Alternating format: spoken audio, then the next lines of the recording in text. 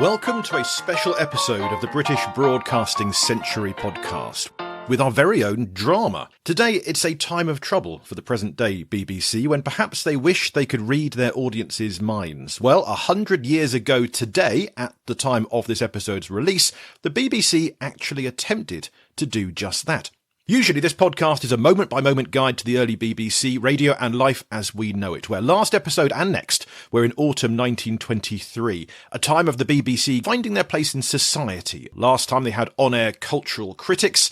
Next episode, the first armistice broadcast, and BBC boss John Reith tries in vain to get the Prime Minister and the King in front of the microphone. But this time, for one episode only, we leap ahead to November 1925, because on the day of this episode's release, it's the centenary of a long-lost, never-recorded, totally bizarre, one-of-a-kind, irresistible broadcast that we just had to relive. An evening of mass telepathy, an experiment in thought reading in which every listener will be invited to assist. The listenership of 10 million were asked to help communicate key words from one studio to another secluded room, where a panel of celebrities of the day would try to deduce the messages the listeners were transmitting. Would it work?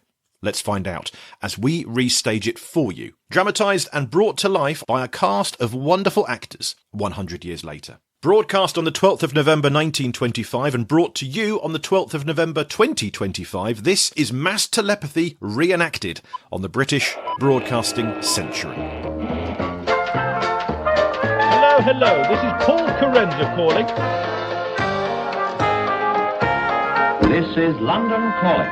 Hello, this is Paul Carenza calling. Welcome to a very exciting podcast. You can hear it in my voice. I have been looking forward to this for so long. We're going to ignore today's BBC troubles. In fact, we might come back to that next episode. But this is a centenary of a bizarre broadcast. On episode 72 of the British Broadcasting Century, we brought you the tale of Phyllis Twigg, the under-heralded first radio dramatist. But as a sidebar in that episode, we told you of Phyllis Twigg's contribution to the first broadcast experiment of mind-reading, the Derham Brown of its day, and on further examination, I kind of think it's the Celebrity Traitors of its day as well. This is from episode 72. People of note from broadcasting or society, all in their finery, in a grand room at the Savoy Hotel. A panel of stars around a table in a fancy hotel playing a gothic game of sorts. Zena Dare, Lady Tree, Dorothy Warren, Cecil Lewis. But was it a game or a scientific experiment? Roger Eckersley, the listeners thought one thing, the panel thought the other. The American Society for Psychical Research said, although the announcer told us that the test would be of great interest and value, the whole affair had the appearance of an after-dinner joke. You can listen to the full episode number 72 to hear what we know about the broadcast of mass telepathy. There are 6 problems to be solved in this novel competition, and therefore how we've been able to dramatise it. The letter K was the first subject. Charlie Chaplin, mystified by the choice of the word Saturday. Lady Tree said she could not keep her mind off a shilling. Now, there was a huge interest at the time in spiritualism. Straight after World War I, a great belief in everything from fairies to whether you can communicate with the dead. And this was very close to Armistice Day, of course. And the history of armistice broadcasts is something we'll look at in a couple of episodes' time. But even before the war, the conflation of radio and the spirit world was certainly there. January 1912, the Daily Mirror was writing about the North Sea Ghost, which was actually someone reciting numbers as a radio test. But some thought they were disembodied spirits. This was all rather new. This was a time when the ether was thought to be a section of the atmosphere where potentially radio waves could mingle with, spirits? Maybe listeners' thoughts. With huge thanks to our wonderful cast and producer Helen Quigley, this is Mass Telepathy Re-enacted, 100 years on. And directly before the experiment, it was the news. That was the second general news bulletin for Thursday, the 12th of November, 1925. This is London Calling. It is 10:15, and we bring you a broadcast unlike any heard before, in a program kept secret for many weeks. An evening of mass telepathy, an experiment in thought reading in which every listener is invited to assist. It should be of great interest and value. Be not a passive listener, but an active participant. I am Sir Alfred Robbins. You may have heard my broadcast talk on Dickens' America last year, and recently the experimental news bulletins read by myself and other Fleet Street journalists, rather than the usual BBC announcers. I am addressing you from Studio 2 in Savoy Hill, the BBC's London premises between the Strand and Victoria Embankment. Across the road is the Savoy Hotel, home of dance bands who often close the night's programme, transmitted via cables between the buildings. Tonight we have redirected those cables to a Savoy Hotel suite known as the Patience Room, where we find a panel of 8 celebrated persons, many of whom will be familiar to listeners. Via the magic of technology, and not the spirit world, we speak to them now. Can you hear me, Savoy Hotel? Indeed we can, Sir Alfred. Yes, loud and good evening. Loud and clear. Shortly, our jury of amateur mediums, or should I say media, will be closed off from communications, unable to hear my voice. But you, the home listener, will. I shall announce a number of items. A number, a shape, a playing card, and so on. And ask listeners to telepathically send those words to your wireless sets and into the ether and to our panel. Will they hear your thoughts? May I first ask the panel to introduce themselves? The BBC Deputy Director of Programmes, Mr. Cecil Lewis, known to many as Uncle Caractacus on the Children's Hour, will manage events from there. This is Savoy Hill calling the Savoy Hotel. Hello, Sir Alfred. We're in the Savoy Hotel's Patience Room, a beautiful suite, made all the more resplendent by our esteemed panel. Let's meet them. Lady Tree, would you begin? Hello, everyone. Maritally, I am Lady Tree, but you may know me as Helen Holt, veteran of the stage. Gosh, I wish I wasn't a veteran. I have a few Shakespeares to go before I complete the set. And if you'll forgive me, next to our tree we have planted a twig. Mrs. Twigg? One doesn't plant twigs, Mr. Lewis. You're clearly not the BBC's gardening expert. Lady Tree has experience of performing dramatic pieces, but I have experience of writing them. I penned the first wireless dramatic play on the BBC on Christmas Eve 3 years ago, The Truth About Father Christmas, as told by the Fairy Dustman. Since then, I've broadcast various other fairy stories. And do you believe in fairies, Mrs. Twigg, or other spirits? I believe there is great power in fairy stories. I believe we do not know what we do not know. So I'm keen to see how our telepathy experiment plays out. Mrs. Twigg is the only panellist to claim psychic experiences. Next to Mrs. Twigg, another star of the stage, the Honourable Mrs. Brett, known to audiences as Miss Zena Dare. Yes, you'll know me from pantomimes, Babes in the Wood or Peter Pan, or a host of stage comedies. I've taken some time off the stage since marriage and the war, and no, they are not the same thing, but I'll be back in a new play by Mr. Noel Coward next year. Oh, is he still casting? Oh, I can't say. Can't or shan't? Thank you both. 2 actresses and a dramatist. Let's meet their nemesis, Mr. James Agate. Well, as you infer, I'm a theatre critic of some repute, and regular BBC drama critic with a fortnightly programme. I come in peace, ladies. They'll invite anyone into the Savoy these days. He'll have it closed down within the week. And Miss Dorothy Warren, formerly of the United States, now found in very fashionable parts of London. Thank you, Mr. Lewis. Yes, I run an art gallery with my husband when I'm not writing or reading poetry, or causing a scandal or two, or exhibiting paintings that depict a scandal or two. Really? How shocking! To the safer world of politics, Lieutenant Commander Kenworthy MP. It's a pleasure to be in Skeptic's Corner. I have broadcast before on naval experiences, but mostly I'm heard in Parliament. Part of 1922's debates on broadcasting that helped all this begin, don't you know? Without which I wouldn't have a job, so thank you.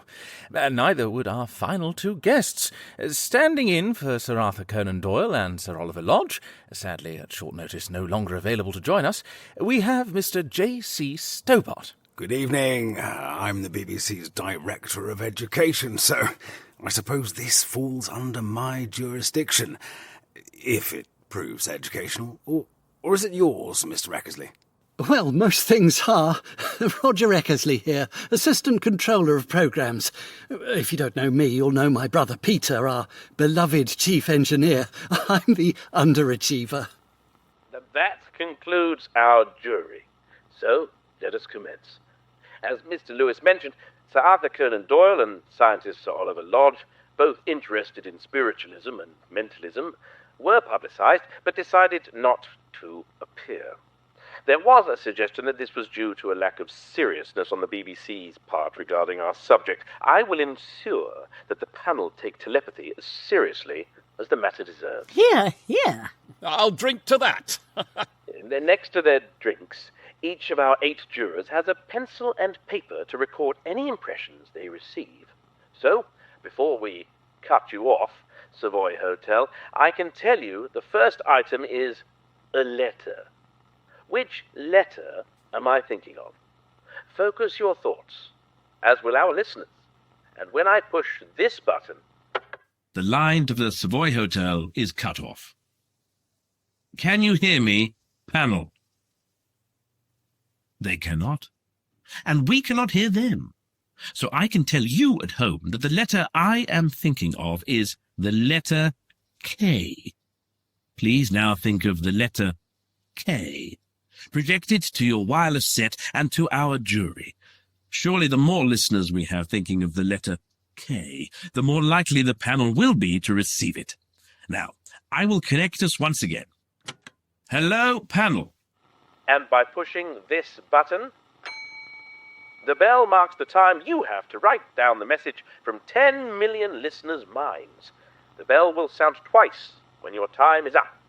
Now read those thoughts. Read thoughts? Just a moment. Let me put my spectacles on. Could it be F?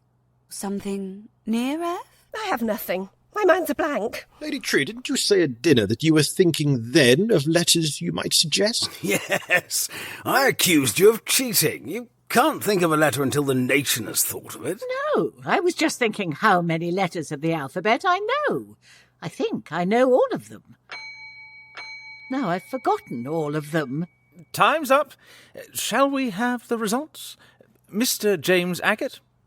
Well, I put I. Typical critic, always thinking of yourself. Well, then O, and then U.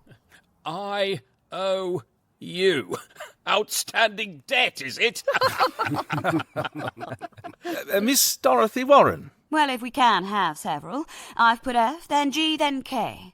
Hedging your bets. From a hedge to a tree. Lady Tree? Well, if she can have 3 letters, can I have 26? Oh, let's just have Z, last letter, first in my mind. Z for Miss Zena Dare? G, I think. Like Miss Warren. Americans are always saying G. Mrs. Twigg? Well, I didn't have a letter strong enough in my mind. I will only say when one occurs, and I'm afraid one did not. Pass. Understood. Commander Kenworthy? 2 things. First, I thought B. And second, will the bar still be open when we finish? For you, Commander Kenworthy, the bar never closes. No, it's his mind that doesn't stay open. Mr. Stobart? As the BBC's education director, here's my educated guess. That's all I've got. I spent the whole time thinking of that. You may still think of a letter. Quickly now, on the spot. I see. All 3, like Miss Warren? I'm sorry? Which letter? R, I, or C? Oh. Oh. Thank you, Mr. Stobart. Lastly, Mr. Roger Eckersley, our Assistant Controller of Programmes. I find it impossible to read listeners' minds. You can tell by the response to the schedules we put together. So, 3 letters on my notepad. B, B, C. That's your headed notepaper, Eckersley. The result, then, Sir Alfred, in the studio? Thank you, Mr. Lewis and panel. The listeners know I was thinking of the letter K. Oh, I said K. Eventually, after F and G. I was warming up. The listeners' thoughts are faint, Do you agree? Well, maybe the listeners will have to try harder.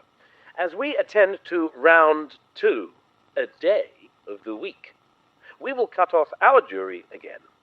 Goodbye. I definitely felt the letter K. They can no longer hear us. For round 2, then, our day of the week is Saturday. Listeners, please think only of Saturday and its journey through your wireless set and into the ether to our jury, who we now rejoin. Hello, jury. It's K, I tell you. Clear as a bell. The bell has tolled, and so have you been. Are your minds clear? As day. But which day? Any thoughts? Many, but none with the days of the week in them. I suppose we can narrow it down to one with a Y in it. Thank you, Mr. Eckersley. But if we pause a moment and truly listen... Hear that? Sunday. I feel it strongly. Oh, well, Sunday. Yes, maybe. After a fine wine, I always feel like it's Sunday.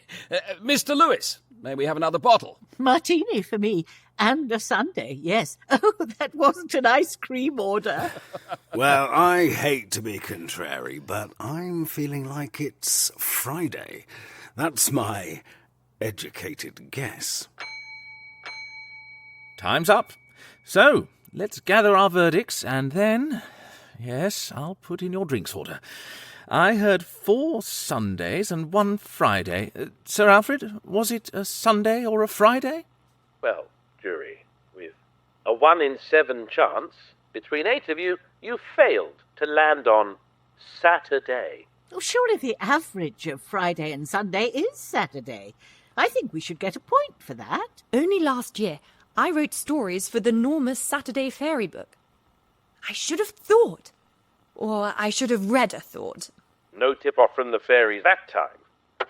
We have arrived at our 3rd of 6 thoughts, hoping to reach the Savoy Hotel jury, now disconnected from my voice, but hopefully connected to your thoughts. So, I think of a number. Just for listeners at home, my number is 7. Please think of that number.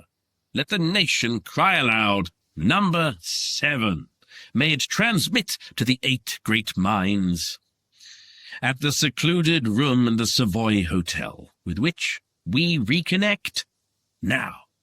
Drinks are on their way from the bar, though may I remind you this is a broadcast and not a party. Mr. Lewis, we are receiving you. Are you receiving us? Sir Alfred, we are receiving you and a drinks order. But are we receiving the nation's thoughts? Your time has begun. What number am I thinking of? Oh, my. A 1 in 26 chance with letters, a 1 in 7 chance with days of the week. Now the chances are infinite. Well, he wouldn't have gone high, I would have guessed. We are not guessing. We are reading the thoughts of listeners. And I read a 4 and a 9. 49. What if your 4 and a 9 is 4 plus 9, 13? Unlucky for some. I'll say what I said at the Epsom Derby. Put me down for 300. Didn't win then, but I might now. No, I think 13 is a strong guess. I mean, not guess, intuition. 19 is my educated guess. Don't look at me like that, Mr. Eckersley. I'm creating a catchphrase. Well, you and I are just here to make up the numbers, so I'll make up a number. 9,400. Well, that leaves me. So I'll say my age. 33. My playing age. Depends on the theatre. We must campaign for better lighting in the West End, eh? Sir, your dramatic criticism is one thing, but your personal affront... Saved by the bell.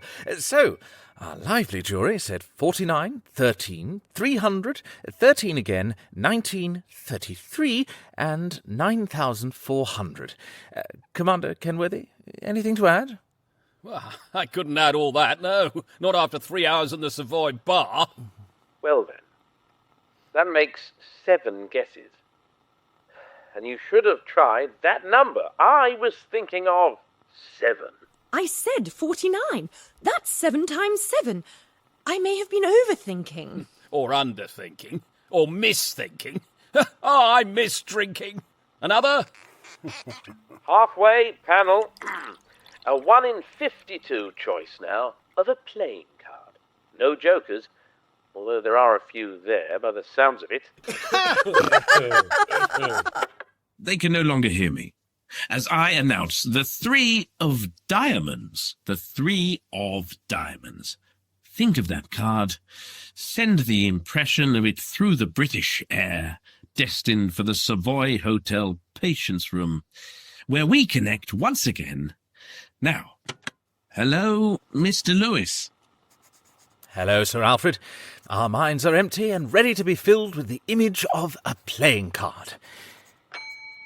They've gone very quiet this time, writing down what occurs to them. One of the panellists had a few words off air just now, saying we should be taking it more seriously, so one person's put us under exam conditions. I shan't say who. I just think if this is to be a scientific experiment, we must focus as hard as our listeners are across the country. They aren't making merry like a cocktail party. Perhaps the choice of venue has had an effect. Next time, rather than a hotel suite, perhaps a place of learning? Mr. Stobart, as Director of Education, what do you say? As an educated guess... Mr. Stobart, were you to say that one more time, I would fill that silence with profanities. I wish you would. That silence can't make for great listening. I'm confused. Is this a serious broadcast or a fun one? And when are our drinks coming? The tree needs watering. The warren needs filling in. Jury, order, please. Oh, thought you'd never ask. Large scotch, double gin. Please, hold up your notepad so I can see any playing cards you've written down. Oh, was that what it was? I was drawing a fish. As a betting man, I've gone for an ace. Clubs. £10 says I'm right. You're on, sir. Ace of clubs, queen of hearts, 4 of diamonds, jack of clubs, 7 of... what? Oh, no. That's my 7 from the last round. A little late. Better than a fish. Thank you, Mr. Eckersley. Though that is a very well-rendered trout. So, back to you, Sir Alfred. Are we near? You are near, though not spot on. 4 of diamonds was guessed. The answer was the 3 of diamonds. My £10 for you, Commander Kenworthy. Thank you, sir. A gentleman. Or wrong gentleman. Mr. Stobart, our Director of Education, was just one away, with the 4 of diamonds. The others failed to follow suit. Well, what can I say? I just saw 4 diamonds around Lady Tree's neck. A short-lived moment of sobriety. Our penultimate round, then, a shape. And that shape is a triangle. Britain, send your thoughts of a triangle from your house to the Savoy Hotel to the minds of our jury, who so far have landed no correct answers. Jury, can you hear me? He said diamonds around her neck. Savoy Hotel jury. This is the last time I will tell you the classification. This is a geometric shape. Focus and discuss, if you must. Your time starts now. A shape?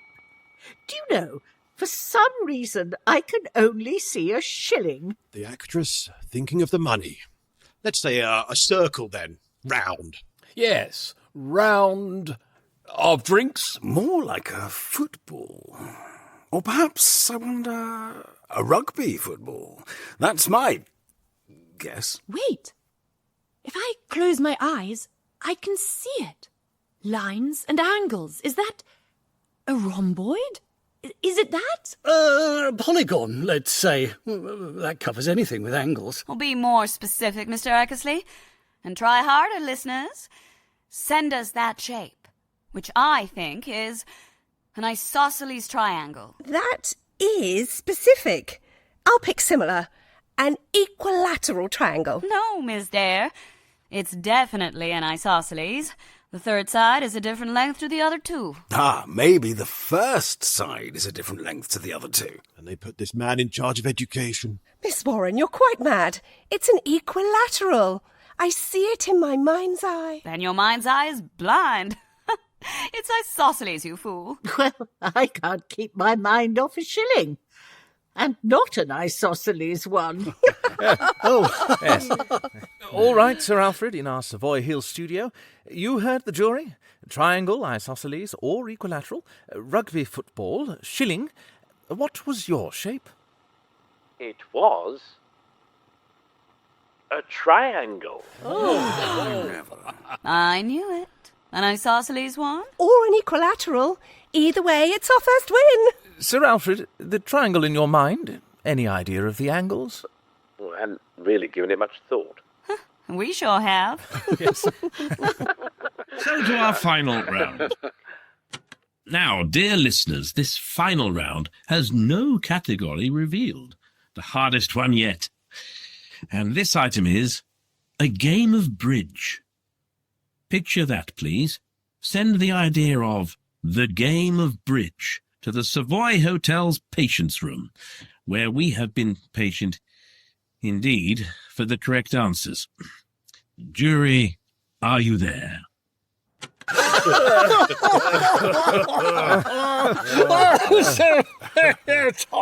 there I was, with 4 gibbons and a clarinet. Oh, we're off, with no clue to a category this time. I'll finish the story later. This is difficult. What's in the air? What's on the air? We must focus.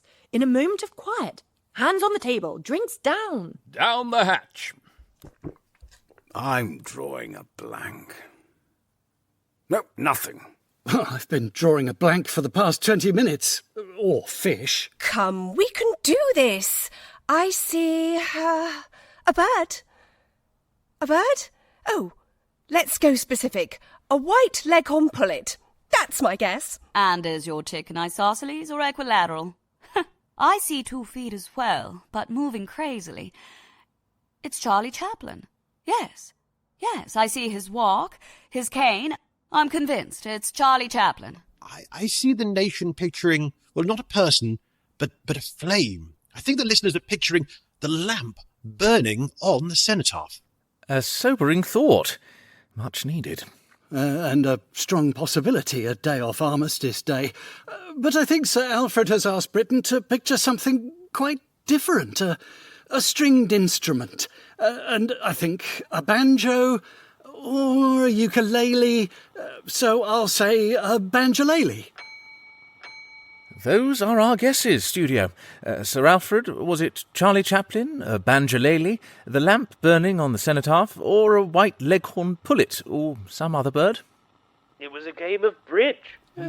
Oh, I was going to say a game of bridge earlier when a friend asked me what I wanted to do tonight, but I came here instead. Well, that concludes our experiment. Over 6 rounds, from numbers to letters, playing cards to days of the week, our jury successfully guessed a triangle. Well done, Miss Warren. You have the gift. Isosceles. I know it was. Yes, and I'll have a bottle of isosceles too. Thank you, Lewis. Back to you, Sir Alfred, with our apologies. Thank you, Mr. Lewis. I'm reminded the noted spiritualist Sir Arthur Conan Doyle once stated that telepathy may be improved by fasting. One wonders if abstinence tonight may have brought more success. So, if we were to repeat this experiment, it may have been scheduled earlier in the evening when the guests may be less refreshed. Oh, that was a blast. Shall we retire to the bar? Oh, marvellous idea. I wouldn't mind that. Thank you, listeners, for your thoughts. While we can't reply to all of them, we read each and every thought that we receive. After a short interval to rearrange the cables to the ballroom, the broadcast from the Savoy Hotel continues with dance music from the Savoy Orpheans and the Savoy Havana Band till midnight. You may now stop thinking of triangles, the game of bridge, Saturday, the number 7, and so on. Good night. Oh, God, right. I could have some scotch, I think. Oh, God, dear. In Mass Telepathy Re-enacted, you heard Sir Alfred Robbins, Adrian Mackinder, Cecil Lewis, Will Renzi Martin, Lady Tree was Helen Lloyd, Zena Dare, Natalie Chisholm, Phyllis Twigg was Karina Sainer, playing her own great-grandmother, Dorothy Warren was Marta da Silva, Lieutenant Commander Kenworthy MP was Will Harrison Wallace, James Agate was me, Paul Carenza, J.C. Stobart, Anthony Hewson, Roger Eckersley, Anthony Rudd. It was written by Paul Carenza and produced, directed and edited by Helen Quigley, a Soundliness co-production with us here on the British Broadcasting Centre. Now please send your applause to your wireless devices. Well, wasn't that marvellous? I thoroughly enjoyed it. I hope you did too. Sincere thanks to all of our marvellous cast and producer Helen for putting all that together. If you particularly enjoyed it, can you let us know? Because I would like to A, pass on your applause to our marvellous cast, and indeed, if we find other Centenary broadcasts of note, maybe we can reenact them in a drama once again. We couldn't do this every episode, but now and then does seem to be a different way of keeping these old broadcast tales alive. If you'd like to know a little more, then, of the truth behind this story, look no further than the newspapers of the day. My thanks to our newspaper detective Andrew Barker for picking some of these out. This, for example, from the Leicester Daily Mercury, 16th November 1925. Lady Tree treated the whole thing as a huge, if interesting, joke. Or The Scotsman, 11th of December 1925. The results were extremely disappointing. Those selected as receivers of the messages were chosen because they were prominent in the public eye. Only one of them could lay claim to special psychic experiences. Receptivity was best attained when fasting. It was a mistaken idea to give their band of receivers a hotel dinner beforehand. James Agate's recollection of Lady Tree thinking over dinner what letter she might choose, that was all in the original newspaper articles, as indeed was Lady Tree's reply, I was just thinking how many letters of the alphabet I know. The Bishop of London, who was among the listeners, afterwards announced that he thought the experiments utter nonsense. And the Belfast Telegraph, 13th November 1925. Mass telepathy test proves failure. Experiment by wireless. Locked up jury baffled. The concentrated thoughts of approximately 10 million wireless listeners failed on Thursday night to convey to the minds of 8 prominent men and women seated in a locked room in the Savoy Hotel, London, 6 simple subjects on which the vast multitude have been asked to fix their minds. Sir Alfred Robbins, seated at the microphone in the 2LO studio, directed the test and informed the listeners of the subject on which they were to concentrate. Sir Oliver Lodge and Sir Arthur Conan Doyle were indeed scheduled to join, and both refused at the last minute, thinking it was going to be a little frivolous. Oliver Lodge broadcast on London 2LO a day later with a talk on radio pioneer James Clerk Maxwell, and Sir Arthur Conan Doyle had already broadcast on the BBC on psychic developments. And I've just been reading an account of a séance he ran, inviting a BBC producer along to witness it. But when it didn't work, Conan Doyle lashed out at that producer, and it all ended rather sourly. And as for the Savoy Hotel's patients' room, well, it did become a bit of a celebrity itself. This from the Luton News and Bedfordshire Chronicle, 19th of November 1925, 1 week after the experiment. According to people who sat in the room since, the letters which should have been thought of have consistently been in their minds. There has been little pilgrimage of the Savoy's guests down to the patients' room, appropriate name, where they sat in silent séance. Americans especially loved the game, which has now been going on for some days. Yeah, American tourists then visiting the room after the event and thinking they can sense the letter K. But of course the probable explanation is that having read of the right letters in the newspapers, these have been subconsciously in the minds of the would-be thought readers. Popular Wireless magazine, 28th November 1925. I think it was a grave pity that the element of ridicule crept into the mass telepathy experiments the BBC organised the other day. It was obviously not meant to be the serious experiment which it should have been. Mass telepathy is a subject of engrossing scientific interest, and one which merits the serious attention of such an organisation as the BBC. This from the 5th December edition of Popular Wireless magazine. I'm glad to hear that my remarks about the levity with which the mass telepathy broadcast was conducted has had some effect. It is one very good thing about the BBC that they are certainly ready to acknowledge their mistakes and to accept suggestions. Well, that brings us to today's BBC, which we may look at a little further next episode. Because back in our timeline of November 1923, John Reith is writing to the Prime Minister and the King to try and get them onto the air. So with news that the present-day Director General Tim Davie has left his post, it might be a good time to look at a history of Directors General. I've written a Substack about this. I'll put the link in the show notes, and I think we may delve further into that next time. A BBC that in 1925 was certainly ready to acknowledge their mistakes, at least where mass telepathy was concerned. For more, you can listen to episode 72 of this podcast or see the link in our show notes to Professor Tim Crook's article in which he details what was in the newspaper on the 13th of November 25. Lastly, before we go, we're giving you episode-by-episode clues to a festive audio treat that is in store for you. This time it's clue number 4. Fill us in already, I hear you cry. All right, we will. Next time will be clue number 5. All that remains to say is thank you once again to our marvellous cast and producer Helen Quigley, and thank you for listening. And if you'd like to support the podcast, patreon.com/Paul Carenza. It's £5 a month, and our latest contribution there is the script of this drama. Yours to read, yours to keep, yours to treasure if you join us on Patreon. Last week too, we looked at 6 different books that have different accounts of John Reith's wedding day. Interesting to compare the historical sources there. Next time, more on John Reith and other Directors General of the BBC right up to the present day. For future listeners, this episode lands at a time when Tim Davie has just left the BBC a matter of days ago. What happens next? We wait to see. Maybe in a few years' time, they'll dramatise today's BBC. It does indeed seem to be dramatic. The British Broadcasting Century is a solo-operated podcast, nothing to do with the BBC whatsoever, and just run by Paul Carenza, with original music by Will Farmer. This episode has been a Soundingness co-production, and our thanks to the marvellous cast and producer. Do rate, review and support the podcast, and follow us on different social media, including X, Blue Sky and Facebook. Be informed, educated and entertained. Join us next time, back in November of 1923, in our moment-by-moment timeline of this rather dramatic British Broadcasting Century.